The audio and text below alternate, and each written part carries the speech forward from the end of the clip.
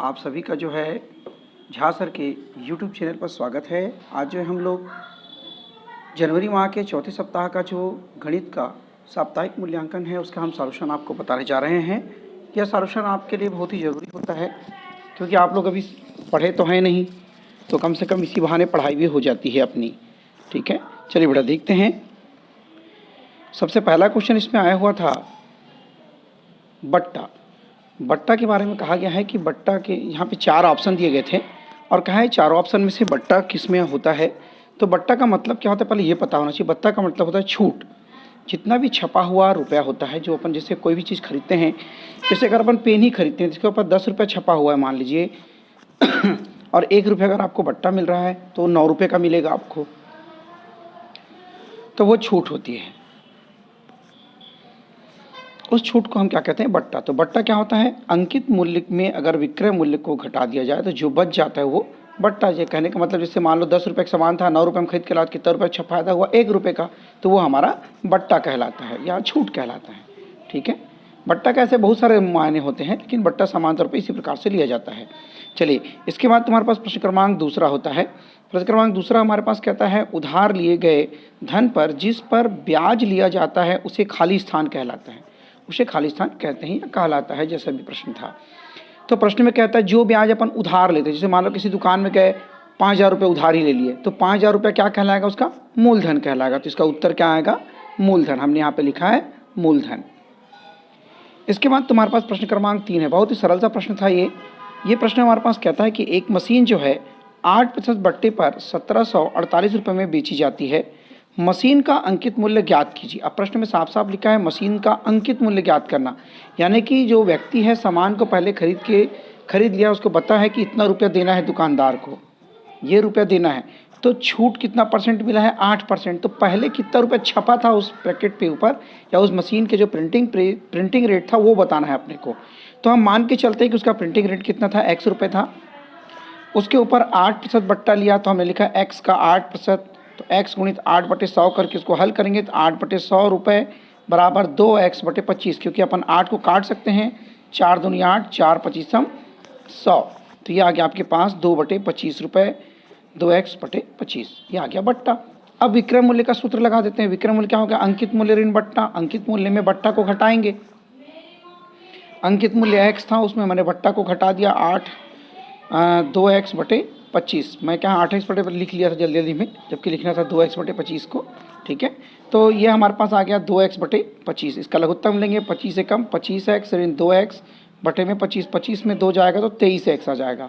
और यहाँ पहले से मेरे को विक्रय मूल्य मालूम है तो मैंने उसको लिख दिया 1748 लिखते हुए चले आया। अब जब इस लाइन में पहुँचा तो मैंने इसको तिर्यक गुणा किया, तिर्यक गुणा करके हल किया। हल करने से मुझे क्या प्राप्त होगा? देखिए, तिर्यक गुणा कर देते हैं तो 1748 गुणित 25 बराबर 23x। तो यहाँ से x का मान मिल जाएगा आपको 1748 गुणित 25/23। 23 के पास कट रहा है, 23 से कम 23, 23 76। ठीक है, इसको काट दिया मैं 6, भांति के देख लेंगे आप अलग से, क्योंकि ये डायरेक्ट बड़ा मान है इसलिए मैंने इसे कर काट दिया है। अब 25 गुणित 76 को गुना करेंगे तो आएगा 1900 रुपये। तो आपका अंकित मूल्य उस पैकेट के ऊपर कितना रुपये छपा रहा होगा? 1900 रुपये छपा रहा होगा। ठीक है, तो ये आपका पहले प्रश्न का, तीसरे प्रश्न का आंसर हो गया ये। इसके बाद हम चलते हैं प्रश्न क्रमांक 4 में। ये प्रश्न भी बहुत सरल और छोटा सा प्रश्न है। इन सभी प्रश्नों को 100 रुपये मान के भी बनाते हैं, है ना। ऐसा नहीं है कि इसको नहीं बनाया जा सकता, इसको 100 रुपये मान के भी बना सकते हैं। इसकी दूसरी विधि है, मैं जो बता रहा हूँ ये विधि तो एक विधि है ही, एक दूसरी विधि होती है जिसमें कि मासिक आय, जैसे मैं यहाँ पे x रुपये माना हूँ तो मासिक आय 100 रुपये मान के भी बनाया जा सकता है।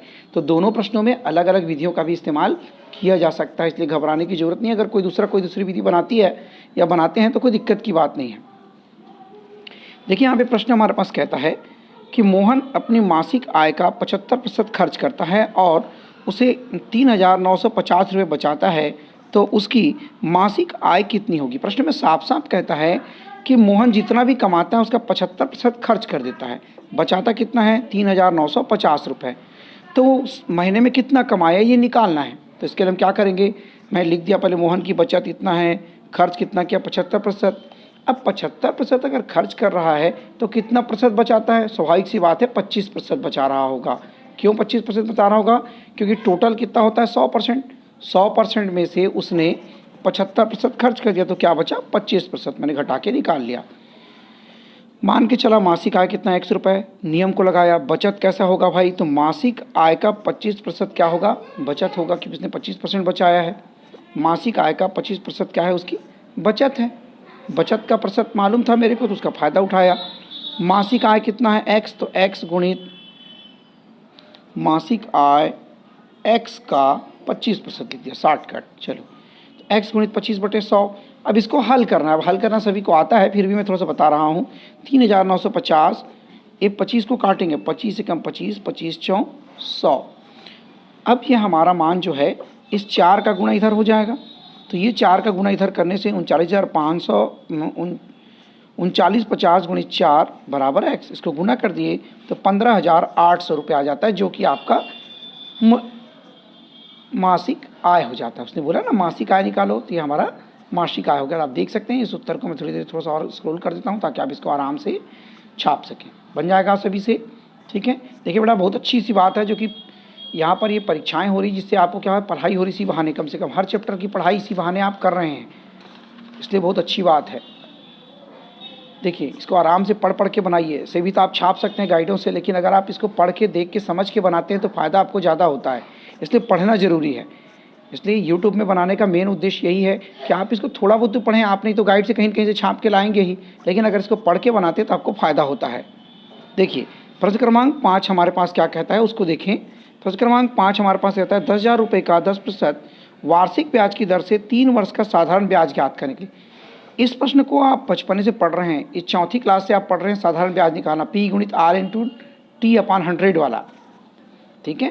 तो यहाँ पे मूलधन पहले से 10,000 दिया है, दर दिया है 10%, समय दिया है 3, साधारण ब्याज का सूत्र लगा दिया अपन, P गुणित R गुणित T/100। P की जगह अपन लिख दिए 10,000, R की जगह 10, समय की जगह 3/100, काट दिए। काटने से हमारे पास आ गया 1,000 गुणित 3, तो कितना रुपये आ गया, 3,000 रुपये। तो उसका साधारण ब्याज कितना आ जाएगा, 3,000 रुपये। ये तो एकदम सिंपल सा प्रश्न था, इसको आप अच्छे जानते हैं, इसलिए 2 नंबर में आपको फ्री का 2 नंबर मिल रहा है, मान के चलिए आप, ठीक है। अब इसके बाद प्रश्न क्रमांक 6 है आपका। प्रश्न क्रमांक 6 से थोड़ी सी तकलीफ शुरू होती है, लेकिन ये भी कोई उतनी तकलीफ की बात नहीं है, क्योंकि आप इसको 8वीं क्लास में बहुत सारे प्रश्न बनाए हैं ऐसे आप।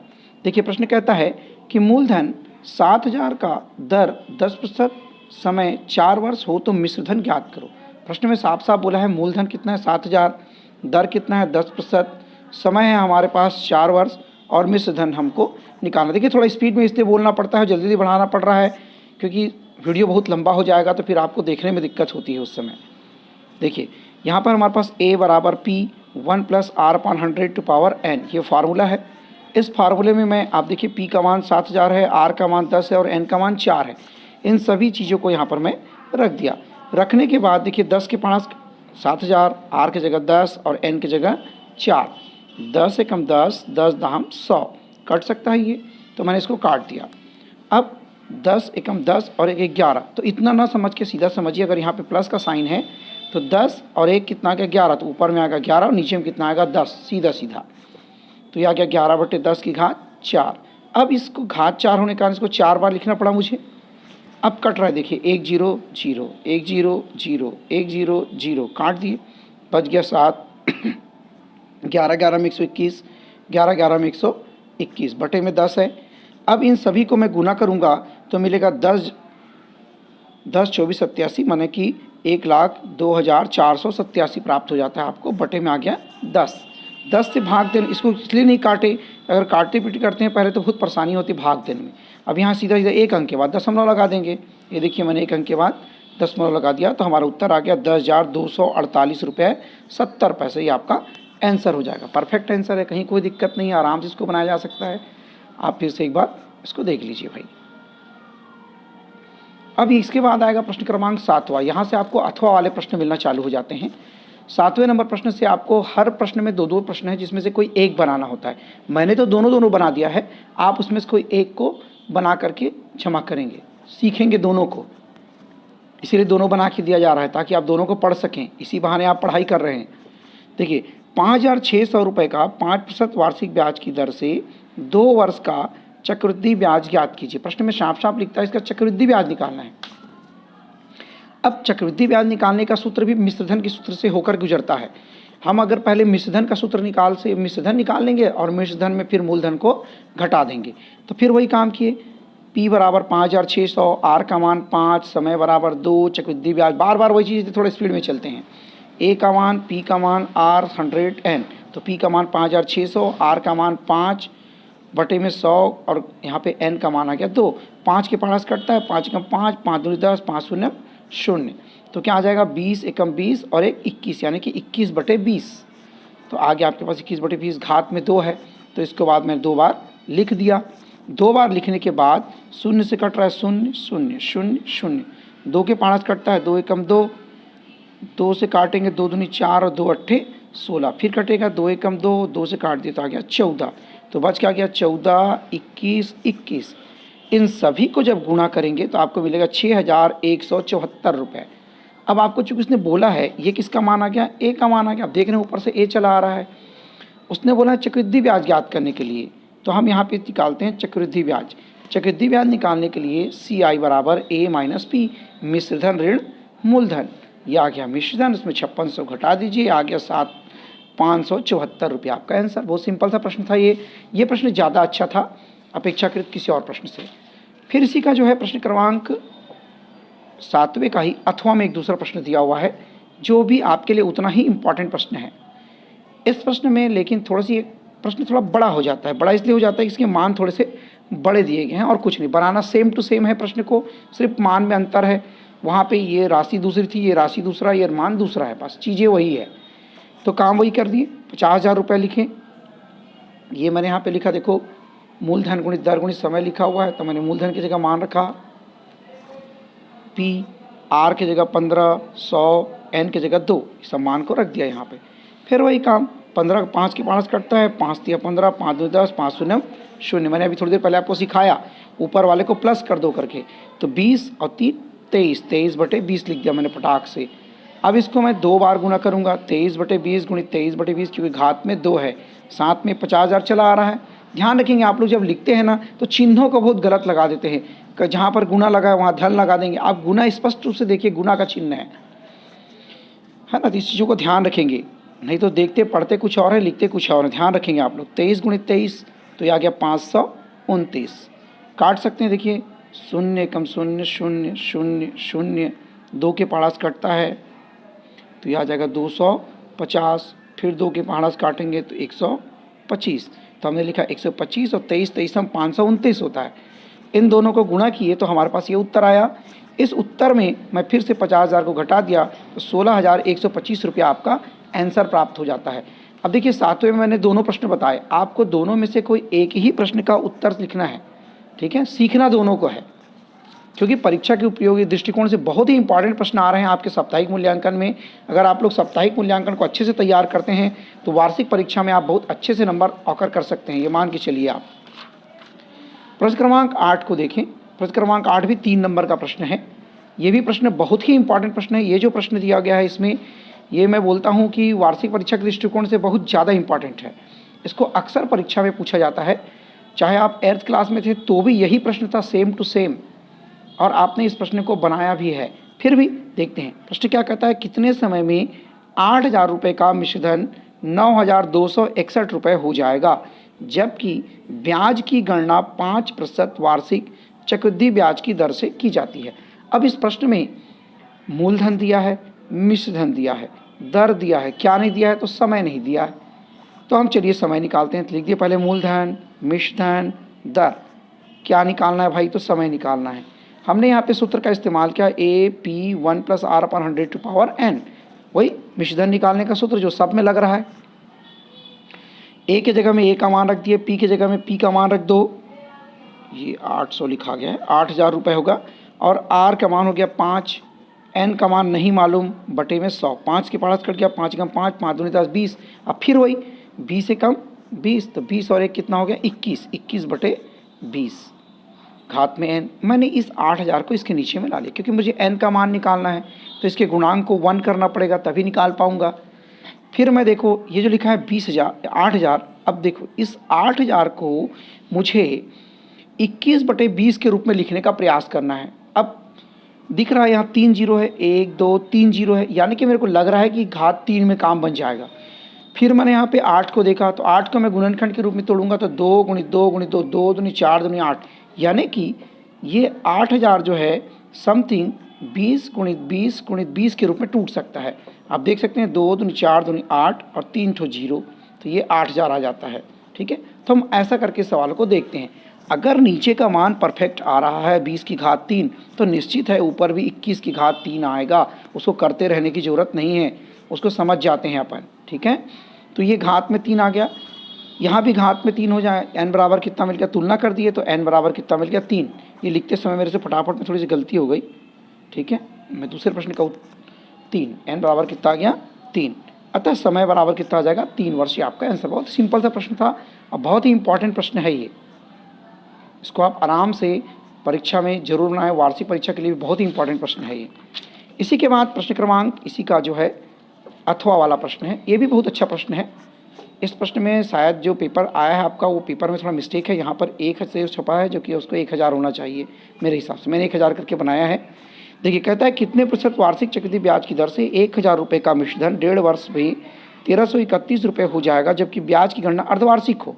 अब देखिए, अर्धवार्षिक की बात करता है, तो जब भी अर्धवार्षिक की बात करता है तो समय को दुगुना करते हैं और दर को आधा करते हैं। ये सिस्टम है। P का मान दिया 1000, A का मान 1331, समय का मान देखिए 1.5 वर्ष दिखा है, इसको मैंने 1.5 का दुगुना कर दिया 3, तो 3 अर्धवार्षिक हो गया। ये दर निकालना है, इसलिए दर की जगह खाली छोड़ दिए। A बराबर P 1 + r/100⁴ फार्मूला यूज़ किए। ये हमारे पास A का मान 1331, P का मान 100, 1000, 1 + r/100, n बराबर 3। इस 1000 को नीचे कर दिए, इसको भी घात 3 के रूप में लिखा जा सकता है। मैं लिखना सिखाया हूँ आपको। फिर देखिए 3 से 3 घात कट गया, यानी कि यहाँ पे बोल सकते हैं तुलना करने पर भी बोल सकते हैं आप। ठीक है, यहाँ पर आप तुलना करने पर बोल सकते हैं, या चाहे बोल सकते हैं कि भाई घात कट गई यहाँ पे, तो भी मतलब एक ही होता है उसका, उसे कोई फ़र्क नहीं पड़ने वाला। ठीक, इसके आगे चलते हैं। जब इसको आप हल करेंगे तो 11/10 और 1 धन r/100, 3 से 3 कट गया। 1 को पक्षांतर कर दिया तो यहाँ पे आ गया 1, इसको गुना करेंगे 10 से कम 10, तो 11 ऋण 10/10, और ये r/100 तो है ही आपके पास। अब इसके बाद आप इसको 11 में से जब 10 को घटाएंगे तो क्या मिलेगा, 1 मिलेगा। ठीक है, मैंने थोड़ा यहीं बगल में बना दिया है, पन्ना पेज पलटना पड़ेगा इसलिए, तो 1। अब r बराबर कितना हो जाएगा 100/10, 10 से कट गया, 10 से कम 10, 10 दहम 100, तो आ गया तुम्हारे पास 10% वार्षिक। बहुत ही सिंपल सा प्रश्न था ये, आप इसको भी आराम से बना सकते हैं। इसमें कोई बहुत ज़्यादा परेशान होने की ज़रूरत नहीं है, सिंपल सा प्रश्न है, आराम से बनाया जा सकता है। एकदम सरल सा प्रश्न है ये। थोड़े से कठिन प्रश्न आपके होते हैं, जो 9वां नंबर प्रश्न से शुरू होता है। ये किस्त योजना वाले प्रश्न, इसको मैं थोड़ा सा कठिन प्रश्न बोलता हूँ, क्योंकि जनरल जीवन में अपन लोग उपयोग तो करते हैं, लेकिन इसके बारे में उतना अच्छे से पढ़ाई नहीं कर पाए हो आप, और चूँकि समय बहुत कम था, इस साल पढ़ नहीं पाए हैं, ये थोड़ा सा आपको कठिन लगेगा। देखिए, प्रश्न हमारे पास क्या कहता है कि एक माइक्रोवेव ओवन का नगद मूल्य, जो बाजार में छपा हुआ मूल्य होता है या दुकानदार जो मूल्य बताता है, 20,100 रुपये है। यदि 3,700 रुपये तत्काल भुगतान करें, तत्काल भुगतान मतलब डाउन पेमेंट जो अपन करते हैं उसकी बात कर रहा है। 2 समान मासिक किस्त, जो अपन किस्त योजना में खरीदते हैं, हर महीना देंगे भैया 2,000, 3,000, 5,000 जो भी रहता है, हर महीने का एक मान लेते हैं ना। जैसे गाड़ी खरीद लिए 1,000, 3,000 रुपये महीना का अपन जमा करते हैं, तो वैसे ही बोलता है समान किस्त, 2 ही किस्त में जमा करना है। किस्त पर कितना % लग रहा है, 10%। तो कहता है उसको दर कितना लगेगा, और दर है 10%, तो उसे कितना रुपया किस्त की राशि बनेगी वो बताओ, बोलता है। 2 किस्त में उसको जमा करना है, तो हर किस्त में कितना पैसा देना पड़ेगा। तो दुकानदार बहुत होशियार होता है, वो सब चीज़ हिसाब करके ले लेता है। वो एक ही पैसे पे 2 बार ब्याज लेता है हमसे। देखिए कैसे, ओवन का नगद मूल्य 20,100 रुपये था। अपन इसको पूरा यहाँ से नीचे तक बनाएंगे भाई, एक एक लाइन है ना, छोड़ेंगे नहीं। ओवन का नगद मूल्य कितना था, 20,100 रुपये। तत्काल भुगतान कितना किया, 3700 रुपये। किस्त कितना है, 2।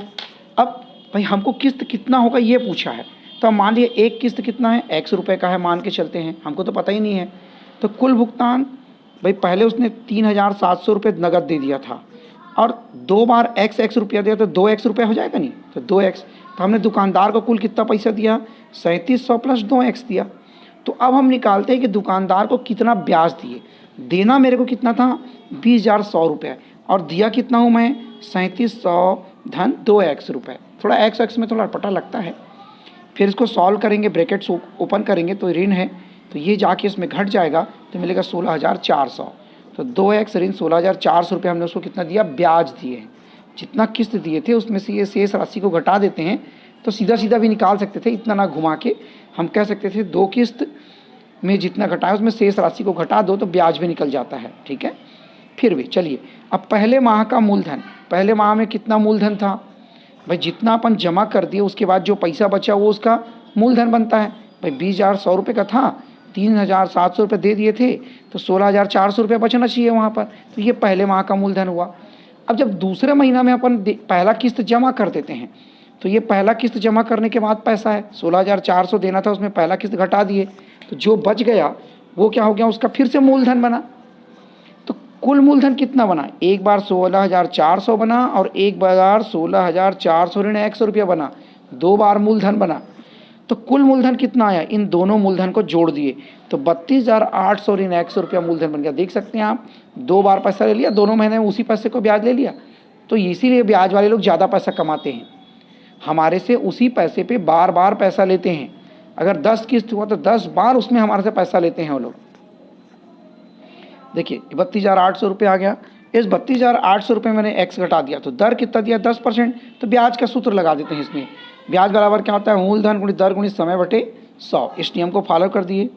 मूलधन हमारे पास आया 32,800 रुपये, उसको मैं लिखा यहाँ पर 32,800 ऋण एक्स नीचे लिखा गया थोड़ा सा, गुणित दर कितना था 10, और समय यहाँ पे चूंकि महीनों में ज्ञात करें, हम वर्ष में नहीं ज्ञात करें, इसलिए मैंने 1/12 लिखा है। समय कितना लिखे, 1/12, मंथली हिसाब कर रहे हैं इसलिए 1/12। 100 ब्याज तो यहाँ पे निकाल चुके हैं आप, देखो ये 2x ऋण 16,400 उस ब्याज का लिख दिए। अब इसको काट सकता है, काट देते हैं, 10 कम 10, 10 दाही 100, तो 12 धाम कितना बचेगा 120। 120 का गुना मैंने इधर कर दिया, ये देखो 2x गुणित 16,000 गुणित 120 बराबर इतना। इस 120 को यहाँ पे गुणा करेंगे तो 12 दूनी 24, 240 रुपये, इसको यहाँ गुणा कर देंगे, इतना मान आएगा बराबर 32,800 ऋण एक्स को फिर पक्षांतर करेंगे यहाँ पर। जब हम इसको पक्षांतर करते हैं तो दोनों एक्स एक तरफ आ गया और बिना एक्स वाले पद एक तरफ आ गए। इन दोनों को जोड़ने पर हमारे पास हो जाएगा, ये देखिए आप 20,08,000 रुपये दिखाता है, और एक्स इसको भाग देना पड़ेगा, 241 है, 241 से मैं उसको भाग दे देता हूँ। जो माना है एक्स बराबर 20,08,000 रुपये जो है उसको 241 से भाग देंगे तो हमारे पास आ जाएगा 8,302 रुपये 7 पैसा। तो मासिक किस्त कितना आ गया, किस्त बराबर 8,302 रुपये देना पड़ेगा उसको। ठीक है, तो इसको आप आराम से बनाइएगा, थोड़ा सा ये टफ क्वेश्चन है, थोड़ा ध्यान से बनाएंगे इसको, आप देख लें एक बार। मैं थोड़ा सा और इसको स्क्रॉल कर देता हूँ ताकि आपको ज़रूरत पड़ेगा तो आप इसको देखिए। इसके बाद तुम्हारे पास प्रश्न इसी का अथवा में भी एक क्वेश्चन दिया है, इसी बड़ा सा क्वेश्चन दिया है। ये भी क्वेश्चन बहुत अच्छा क्वेश्चन है। एक टीवी स्टैंड दिया है, 3,000 रुपये नगद पर बेचा जाता है, अथवा 600 रुपये तत्काल भुगतान दर पर 1,250 रुपये प्रतिमाह की दर से 2 किस्तों पर उपलब्ध है। किस्त योजना में लिए गए ब्याज की दर ज्ञात करें। इसमें ब्याज ही की दर नहीं मालूम है, समय मालूम है, रुपए मालूम है, सब कुछ मालूम है। तो मैं यहाँ पे लिखा टीवी का नगद भुगतान 3,000, नगद उतना समय कितना जमा किए 600 रुपये, मासिक किस्त कितना दे रहे हो 1,250, कितने किस्त हुए भाई 2 किस्त, 2 किस्त में जमा की गई राशि कितनी है, तो 1,250 गुणित 2 कर देंगे, तो मैंने 1,250 गुणित 2 कर दिया, आ गया 2,500 रुपये।